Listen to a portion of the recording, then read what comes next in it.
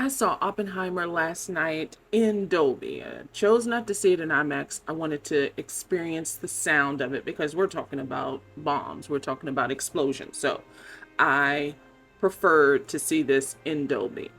And it was a nearly sold out crowd. I sat in the front row, and there weren't many people in the front row, but it was packed behind me. So nearly sold out. I'm almost certain that it was a crowd full of Nolanites by much of the responses from the imagery on screen. I saw so the energy for Chris Nolan for sure was there. I'm glad I waited so many hours later to review this because I kept thinking, this is so long, this is so long, this is so long. There's a point in the film where I thought that's the perfect time to shut all of this down, but it goes on and elevates more with these hearings, which I'll get into. I kept thinking it was too long and that it should have been a series. Now, Chris Nolan's not going to do a series anytime soon, I don't think. Like, direct, right, do a series in that way. So, but I kept saying that. And today I'm glad, after sitting with what I saw, the imagery, I'm glad I don't feel the same way. This 100% should have been a film, but how the story unfolds seems like it could easily convert to an episodic series. It really does. But I like that it was a biopic today. Today, I feel like it was the right medium. Now, it is long, but the classic films that are, you could say, top 20 films in the history of cinema are films that are well over 2 hours long. You can include Godfather 2, Gone with the Wind, and on and on and on. You can include classic cinema did not take shortcuts in the story, and I feel that way by how Chris Nolan wrote this, that he didn't take any shortcuts, that he allowed the story to resonate, and it's so relevant to what's a lot of what's going on today, and I like how it correlates. Now, the question becomes, is this a best picture contender? And also, is this Chris Nolan's best film? Even after sitting with this film for so many hours, I do not think this is his best film yet. And I feel like after some years, this may be, when you look at his canon, encapsulate his canon, this may be one of his best films. I just don't think it is today. And here is what I've concluded. My reasoning is that with The Dark Knight and The Prestige, one of my favorites, and Inception, those films came out so long ago. It sat with us. I think it's too soon to say that Oppenheimer is his best film to date. But I'll tell you why it's brilliant after I tell you why I don't think it's a best picture contender. And it's my bias. This is the whitest film I've seen in the theater. This is the most masculine film that I have seen in the theater. And it is the most talky. That doesn't mean that it's not a best picture contender. The reason why I feel like it isn't is because the main apertures to qualify for an Oscar in 2024 includes a supporting cast of women and other criteria, but specifically because there are two women who have supporting roles, but I mean that have prominent supporting roles. There are just two, not 30%. They're just two. And there is almost no Black people in this film. Now, there's a Black man in this film. I don't even think he has a line, a verbal line. There are other criteria that can be met to qualify, but I just feel like if it's behind the scenes that we don't get to recognize, I just don't think it's fair. Does this qualify as one of the best films so far this year? 100%. But I don't think that this film is better than Past Lives. In my opinion, it is not better than Past Lives, and it certainly isn't better than Across the Spider-Verse. But is it up there? Yes, it is. Will this qualify for Best Picture for the Oscars? Yes, it meets the criteria of crew, but it doesn't meet it for cast. So we'll just see how that plays out. And if you're going to see this film, just know that there are jump scares. These felt like real bombs going off. These are serious jump scares. There are at least 10. And there's some that are leading up to the bomb exploding.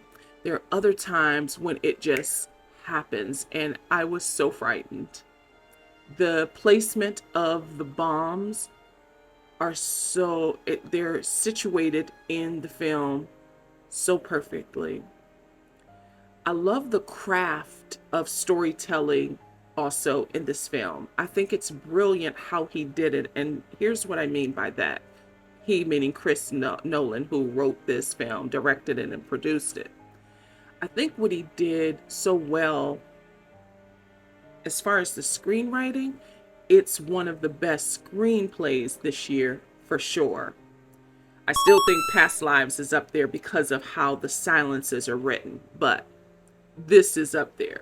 This is likely the second best screenplay this year so far. So what seemed like such a contained thriller, because a lot of this is like these are restricted hearings, confirmation hearings, and these intelligence hearings behind closed doors that at the time they were happening in real time were not as accessible as they are now. Now, a lot of confirmation hearings are public, but because they're public now, the way we have access to them on our phones, on our computer screens, and on TV, and during that time, everybody didn't have a TV set, I think it means something different now, seeing it retrospectively. How he wrote that, you know how Aaron Sorkin writes dialogue that is moving. The characters are moving, walking from room to room, and the words that they're saying have this melodic tone, this rhythm to it. I feel like Chris Nolan did that in this script, but also in a way it was very rhythmic in this way, but it also, he didn't leave you hanging on the dialogue. He made it visual in a way that, so here's what I mean. There are these Senate hearings, and when Robert Downey Jr.'s character is questioned, not only will he explain why he made certain decisions, but it will go back in time to show how it actually played out, and you see if he was being honest or if he was saying this just so that he can be confirmed to this cabinet position for the president. So it really does a good job with the timeline, because volleying between timelines can be very confusing for the most part. But here, because the dialogue is so rhythmic, because the tension is so high, because so much is on the line, because of the performances too, it works. That's why I feel like this is one of the best screenplays of the year. Cinema. Hoyt van Hoytma's, he's the DP of this film. This film looked so wonderful.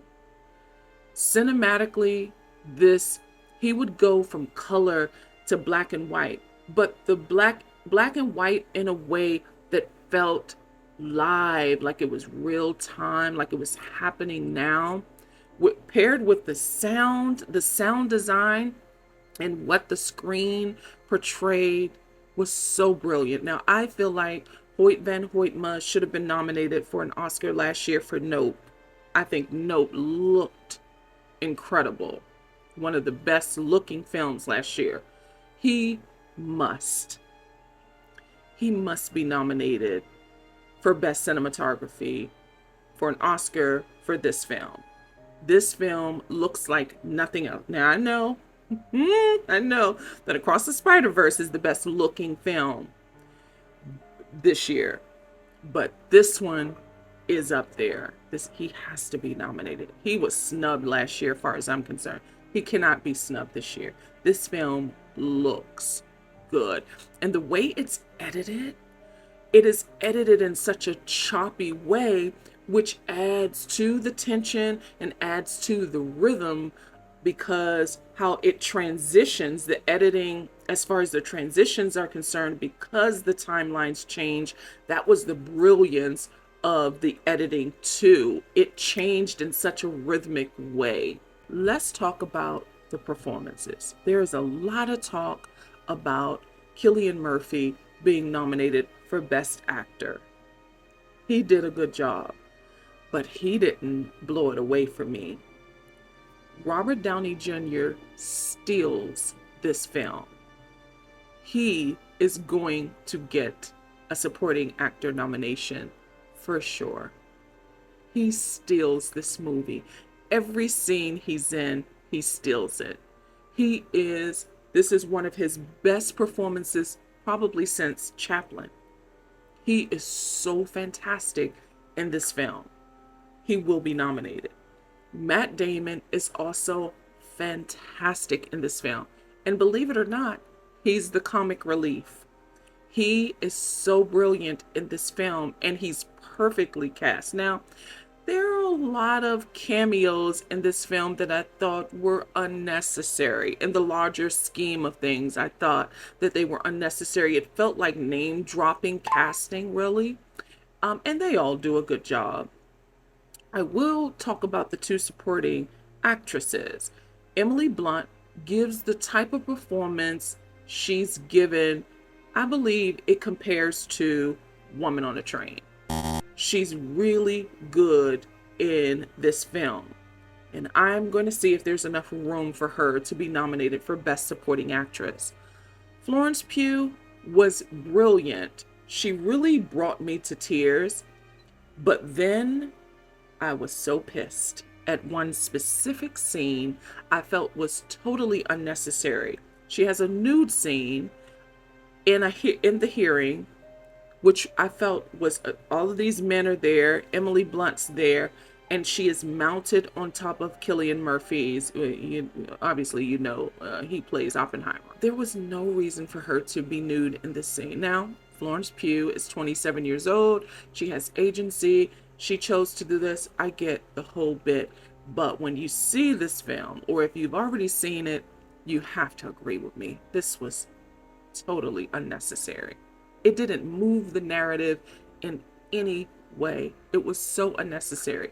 And there's even a better scene that I won't spoil, where she's not in, that punctuates the point better than her being mounted. And it is right after the scene. It was so unnecessary. It made me feel so uncomfortable. I was yelling at the screen, and I was amongst Nolanites. I was so pissed. It was unnecessary. And then, there's that. Those performances are great. Ben Safdie is good. I think Ben Safdie was fantastic in it. I felt like there should have been a lot more from him because he contributes so significantly to the larger story. Tom Conti plays Einstein. Now, the things we learned about Einstein, he feels so distant, he feels like this otherworldly person that was so far before our time, but it wasn't so long ago. And so I wish there was a lot more for Tom Conti to do in his role as Einstein.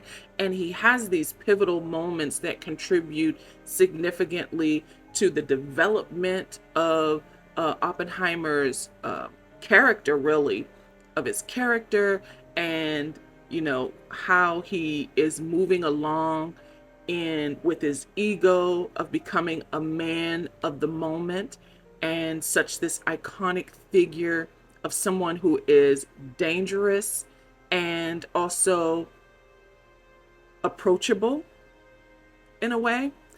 So I wish there was more for him to do to show the contribution of what Oppenheimer becomes, because Oppenheimer looked up so much to Einstein.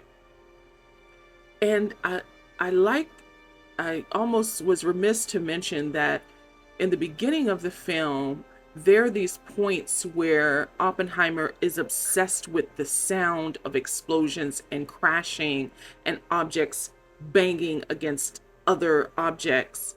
He would throw glasses, looking at relativity and quantum physics. Like, he was really, it felt like he was always going to become this figure he was always meant to be.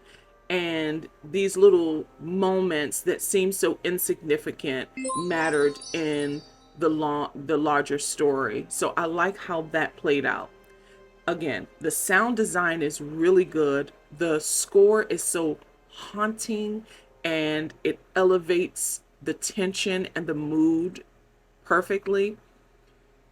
This is a really good film. It is very long, and there's this point where they figure out the atomic bomb.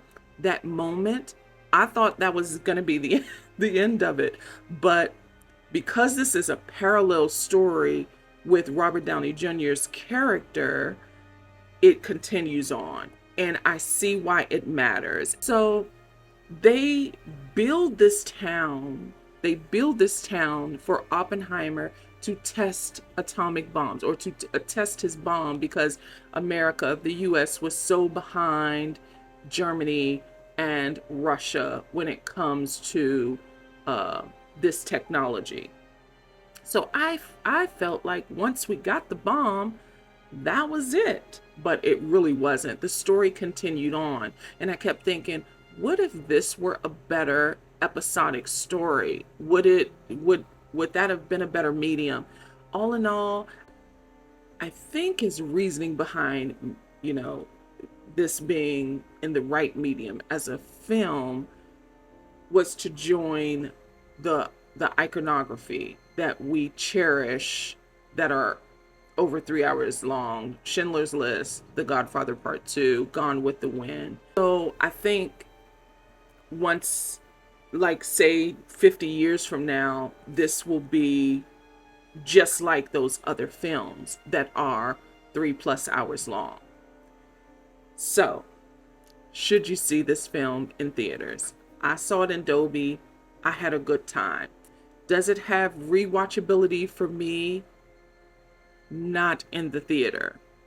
I probably won't see this again in the theater, but I do think it does have rewatchability once it is streaming, or on Blu-ray or DVD rather. I think it, on demand I should say, I think it will have rewatchability.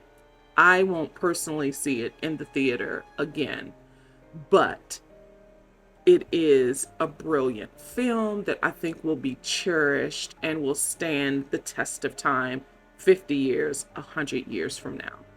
Now, if you were in grade school in the 80s, there were these bomb drills that we'd have where, because there was this threat of this bomb going off, I want to say that that's why the bombs that went off in this film were so scary.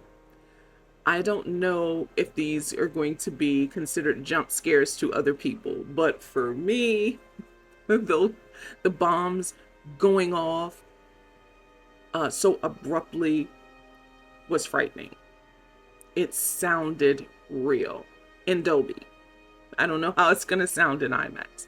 But for me, those were jump scares. And so I just wanted to put that out there that this film has jump scares. So just be on high alert that you may be frightened or startled from them. At any rate, Oppenheimer is currently in theaters now. See it in Dolby.